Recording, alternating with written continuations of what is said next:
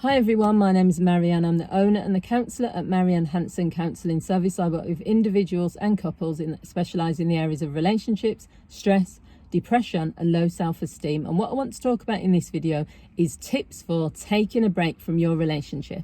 So we all know that sometimes we can be in relationships where, for whatever reason, things can start to go wrong, and you might be in that phase where you're not saying that you want to end the relationship, but you recognise that something isn't working. Maybe you're arguing all the time and you've tried interventions and that's not working. Maybe you spend too much time around each other and you don't have a life outside of the relationship, and maybe you're just starting to irritate each other. Maybe you've been together a long time and you're just feeling, sometimes when people just feel they're not sure if this is what they want for the rest of their life.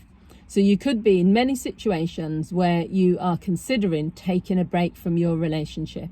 Many people are fearful of doing this because they have lots of beliefs that if I take a break, then we're never going to get back together. If I take a break, then he or she is going to think that they're better off without me, or maybe they're going to cheat. So that's why it's always good to put some boundaries in place. So that's tip number one, is treat it as though you're still in a relationship, but you're on a break. So it is what it says it is. So a lot of people will say, oh, I'm on a break, it means I'm free. Then they'll go off, they'll date other people, they'll do things that when they come back to the relationship, they regret because they can't go back on that. So people will say, well, I was on a break.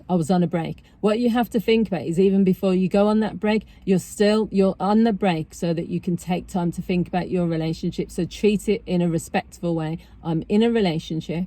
I'm just taking a short break to think about what I need to do, but don't sort of go too crazy and do things that you can't replace. The second one is consider having a date to review things. Many people make that mistake as well. They say, right, I'm on a break, I need some space, and then they don't put a deadline on it. So then you have two people who are wondering, okay, well, do I contact her? Does she contact me? Are we ever going to talk about this? Are we going to meet up?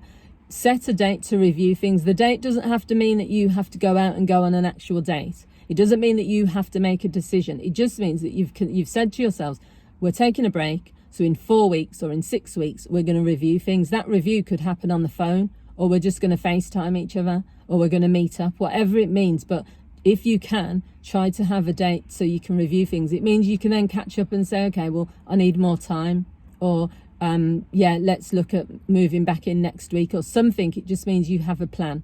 The third one is to visualize and think about what it's going to be like when you're back together. People, whilst they're on the break, they're so focused on that, which is important. But you also have to realize that the reason you've taken a break in the first place is because something wasn't working. So you want to visualize when you get back together, what is it that you're going to do differently? What is it that's going to be different in the relationship? What is your partner going to do differently? Because if you feel that taking a break, and if you've probably done it multiple times, or even it's the first time, and nothing's going to change or be different, then you're probably going to be thinking, well, what's the point in me taking a break, going back and things are exactly the same? So visualize, but also think about what you can do to make that difference.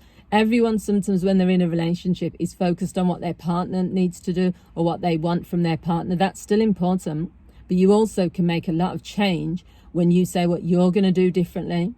So when you're on that break, that's another thing. It is time to reflect and think about what is it that you're going to do differently, but also what has led to this situation. What are some of the issues that have come up for you both in the relationship? So just be clear.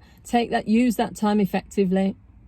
Use that time to reflect on how you are when you're in the relationship, how you are as a person, how your partner behaves towards you, what the relationship is missing, what the relationship needs. It's sometimes, that's the reason why taking a break is sometimes a positive thing, but people don't give it the credit for what it can do.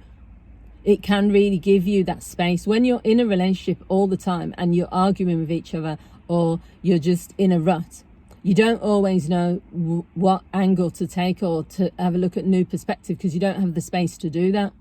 But when you're on a break, it gives you that time and that space. So the other thing is, consider seeking couples therapy. I'm not just saying that because I work with couples.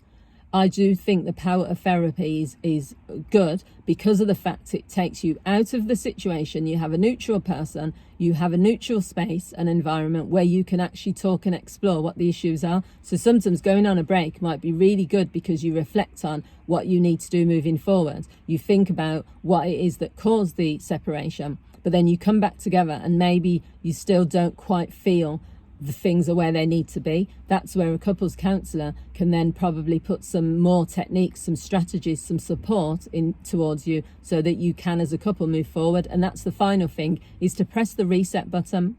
So many people go on breaks, then they come back and then they spend the rest of their time together as a couple talking about what the person did on the break.